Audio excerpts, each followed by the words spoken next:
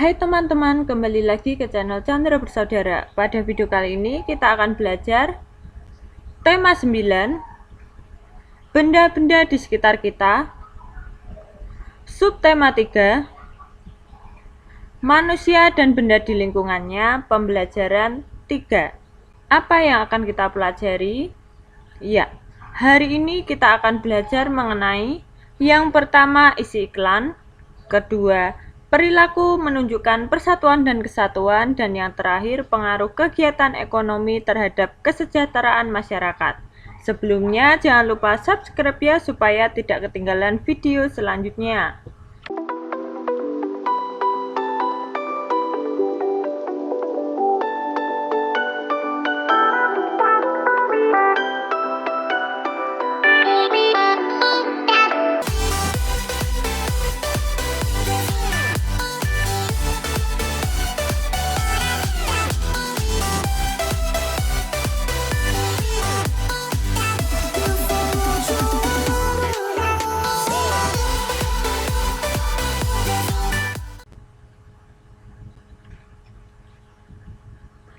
Minggu pagi, Edo sedang membersihkan halaman depan rumahnya yang kotor.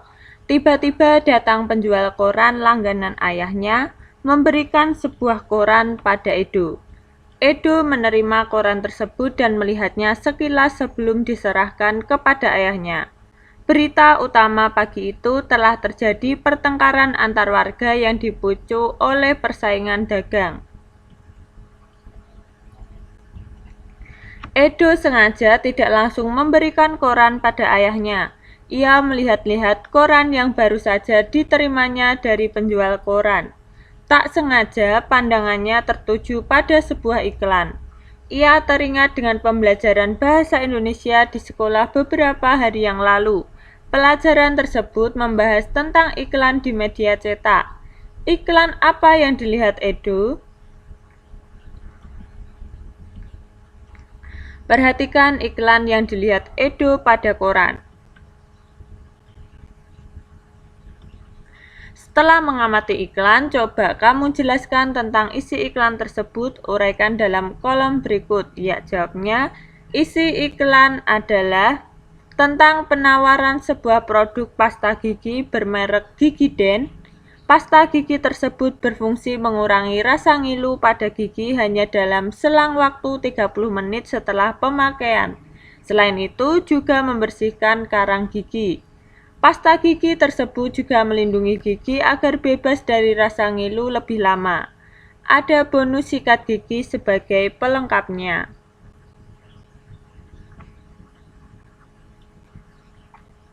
Edo selesai melihat-lihat koran. Kemudian ia segera menyerahkan koran tersebut kepada ayahnya dan kembali ke halaman. Edo bergegas membersihkan halaman hingga selesai. Setelah itu, Edo mencuci kaki dan tangan, kemudian menuju ruang belajarnya. Ia ingin melanjutkan belajar tentang materi iklan yang beberapa hari sebelumnya telah ia pelajari di sekolah. Ayo simak materi iklan yang dipelajari Edo selanjutnya. Berdasarkan isinya, iklan dapat dibedakan menjadi 3 jenis, yaitu yang pertama, iklan pengumuman atau pemberitahuan. Iklan pengumuman atau pemberitahuan adalah iklan yang bertujuan menarik perhatian khalayak umum tentang suatu hal, misalnya iklan duka cita. Berikut adalah contoh iklan pemberitahuan pada media cetak.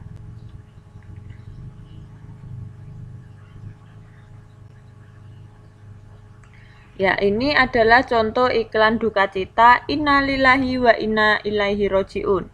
Segenap keluarga besar mengucapkan turut berduka cita sedalam-dalamnya atas meninggalnya Dedeh Darehdeh Someahwati pada hari Senin tanggal 1 Januari 2017 di Jakarta.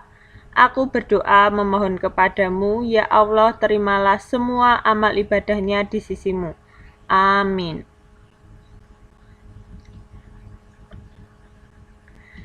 Yang kedua, iklan penawaran atau niaga. Iklan penawaran atau niaga yaitu iklan yang bertujuan menawarkan sesuatu, misalnya iklan barang. Berikut adalah contoh iklan penawaran atau niaga.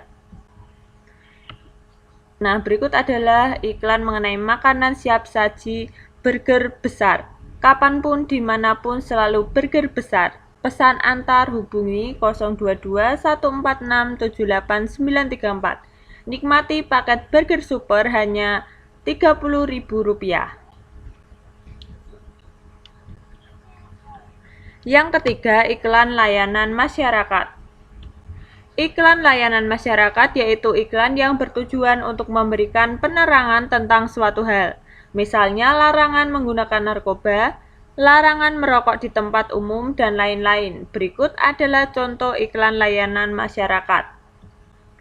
Ya, percayalah, hidup ini jauh lebih indah tanpa narkoba. Amatilah iklan yang terdapat dalam sebuah majalah berikut ini.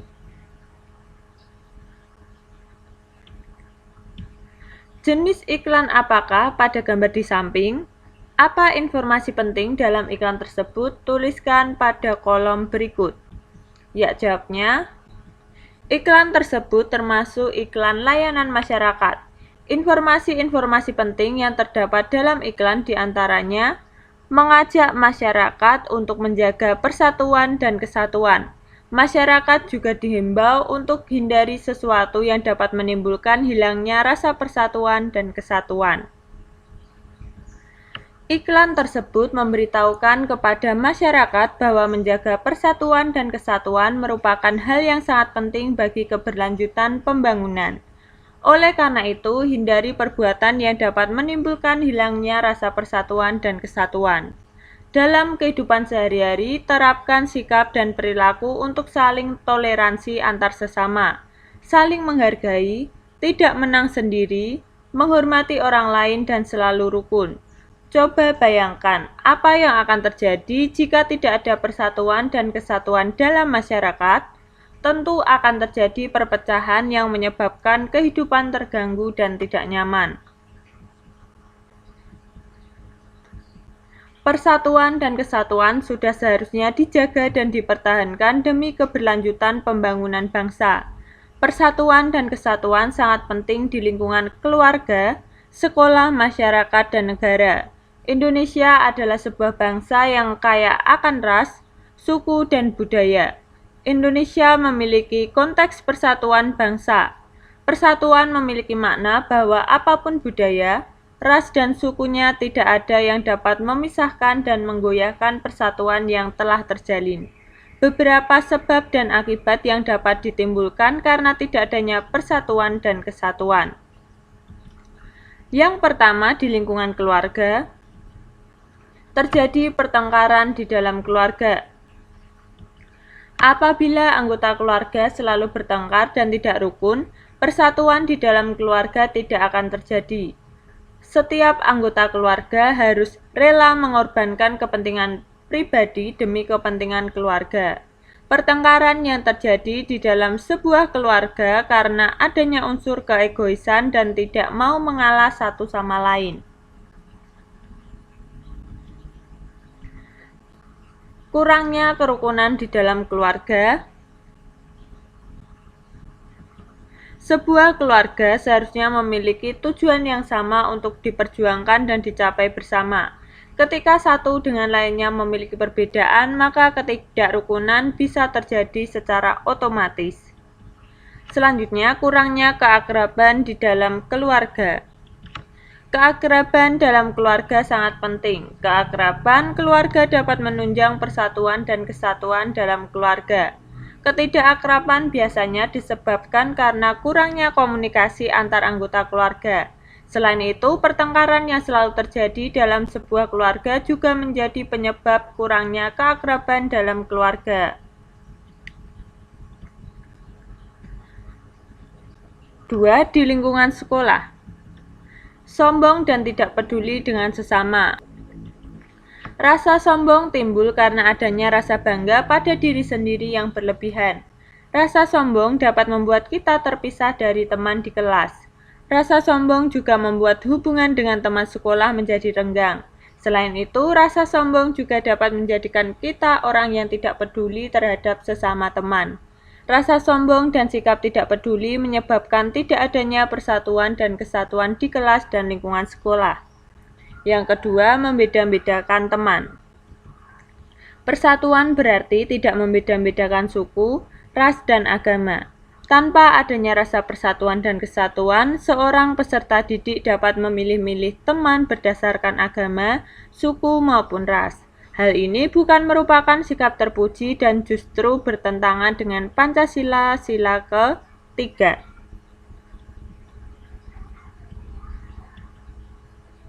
Selanjutnya, mengolok-olok teman. Mengolok-olok atau mengejek teman merupakan perbuatan yang tidak terpuji. Mengolok-olok akan melukai perasaan dan hati teman sekolah. Mengolok-olok teman menandakan tidak adanya rasa persatuan dan kesatuan yang tercermin dari seorang peserta didik. Berikutnya terjadi tawuran. Tawuran biasanya berawal dari mengolok-olok teman. Akibat dari olok-olok berlanjut menjadi pertikaian fisik. Pertikaian fisik menjadi semakin serius dan dapat membuat orang lain turut merasa terluka. Tawuran dapat terjadi antar sekolah. Tawuran menandakan tidak adanya persatuan dan kesatuan. Di lingkungan masyarakat, tidak adanya kepedulian terhadap penderitaan yang dialami oleh orang lain. Kepentingan golongan maupun suku masing-masing lebih diutamakan dalam masyarakat. Selanjutnya, tidak adanya kerjasama yang terjalin antar warga masyarakat. Yang keempat ada di lingkup negara, yakni hilangnya tenggang rasa dan toleransi dalam bermasyarakat. Kehidupan sosial atau bermasyarakat membutuhkan banyak hal untuk dijalani dan dipatuhi. Misalnya, harus adanya saling toleransi dan tenggang rasa agar hubungan antar warga masyarakat dapat dipertahankan dengan baik. Namun tanpa adanya rasa persatuan, tenggang rasa dan toleransi mustahil dapat bertahan. Selanjutnya, perpecahan bangsa. Karena setiap individu merasa memiliki kepentingannya sendiri dan semakin tidak memedulikan kepentingan orang lain, maka dapat menimbulkan perpecahan bangsa. Setiap individu pasti memiliki kepentingannya sendiri. Akan tetapi, kita tidak boleh hanya mementingkan kepentingan diri sendiri. Kita juga harus memedulikan kepentingan orang lain. Apabila kita tidak memedulikan kepentingan orang lain, maka dapat menimbulkan perpecahan bangsa. Selanjutnya, melemahnya pertahanan dan keamanan bangsa. Salah satu penyebab melemahnya pertahanan dan keamanan bangsa karena rakyat yang tidak bersatu. Ketika rakyat tidak lagi bersatu, serangan dari luar akan dengan mudah masuk ke tanah air. Serangan dari luar juga dapat memberikan pengaruh buruk bagi masyarakat. Yang pertama, di Indonesia sebagai sebuah bangsa yang kaya akan ras, suku, dan budaya memiliki konteks persatuan bangsa. Jelaskan makna persatuan tersebut. Jawabnya, persatuan dan kesatuan merupakan senjata yang paling ampuh bagi bangsa Indonesia baik dalam rangka merebut, mempertahankan maupun mengisi kemerdekaan. Persatuan mengandung arti bersatunya macam-macam corak yang beraneka ragam seperti ras, suku, dan budaya menjadi satu kebulatan yang utuh dan serasi. Persatuan Indonesia berarti persatuan bangsa yang mendiami wilayah Indonesia. 2. Sebutkan akibat yang akan timbul apabila tidak mengutamakan persatuan dan kesatuan dalam lingkungan keluarga. Jawabnya, terjadi pertengkaran di dalam keluarga. 2. Kurangnya kerukunan di dalam keluarga. 3. Kurangnya keakraban di dalam keluarga. 3. Sebutkan akibat yang akan timbul apabila tidak mengutamakan persatuan dan kesatuan dalam lingkungan sekolah. Jawabnya, sombong, tidak peduli dengan sesama teman. Yang kedua, membeda-bedakan teman.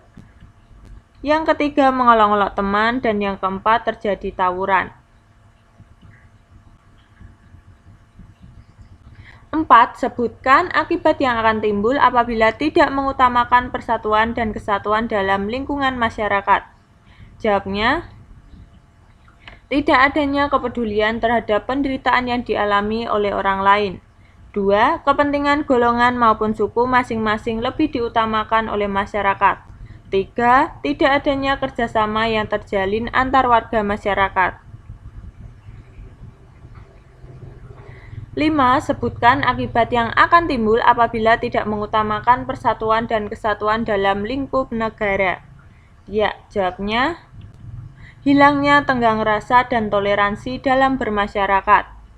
Kedua, perpecahan bangsa, dan yang ketiga, melemahnya pertahanan dan keamanan bangsa. Setelah selesai belajar, Edo teringat berita utama yang ia baca di koran, yaitu terjadi pertengkaran antar warga akibat persaingan bisnis. Peristiwa-peristiwa yang tidak mengindahkan rasa persatuan dan kesatuan yang timbul di masyarakat sering disebabkan karena masalah ekonomi. Banyak orang yang merasa masih kekurangan sehingga menghalalkan segala cara demi mendapatkan keuntungan pribadi.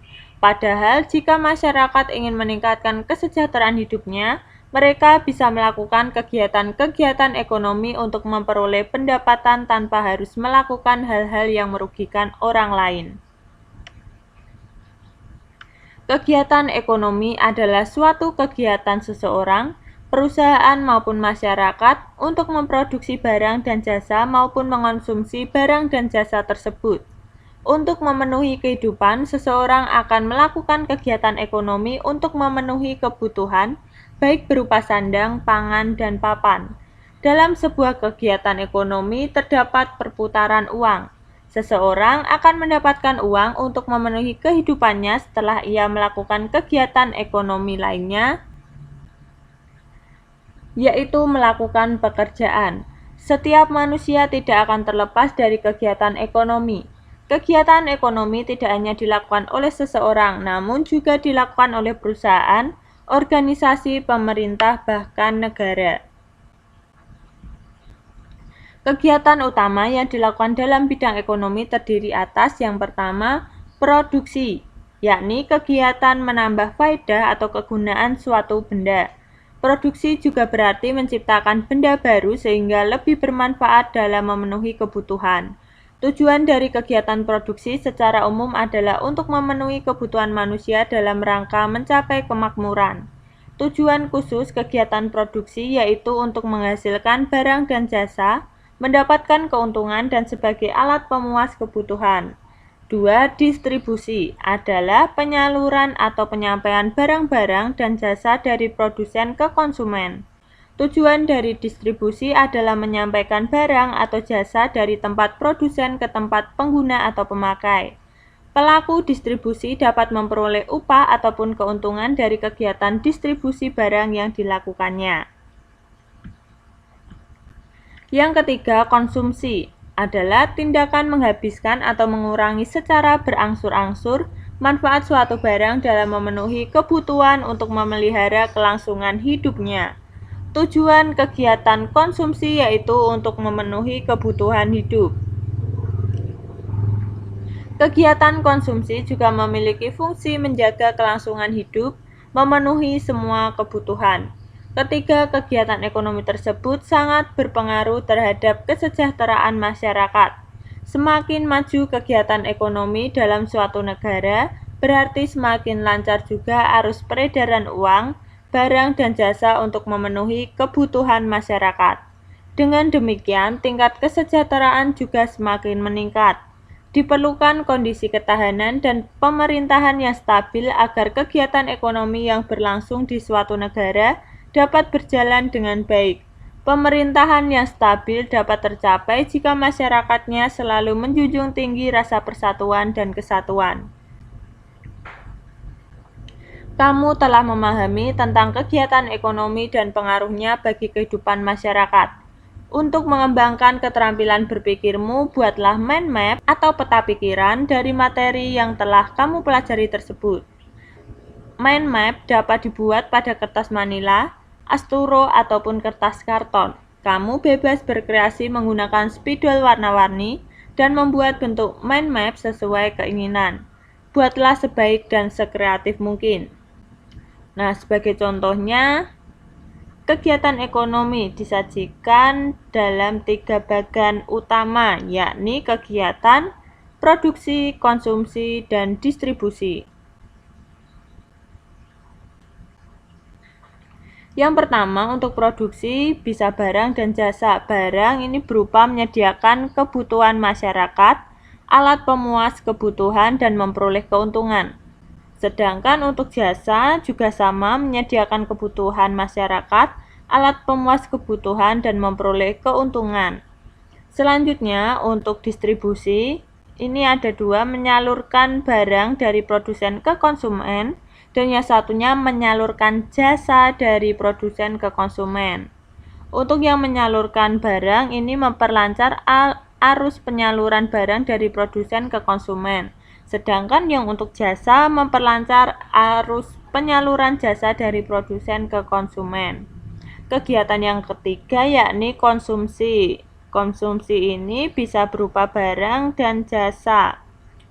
Untuk barang yakni keberlangsungan hidup terjaga dan kebutuhan hidup terpenuhi. Yang jasa sama saja yakni kebutuhan hidup terpenuhi dan keberlangsungan hidup terjaga.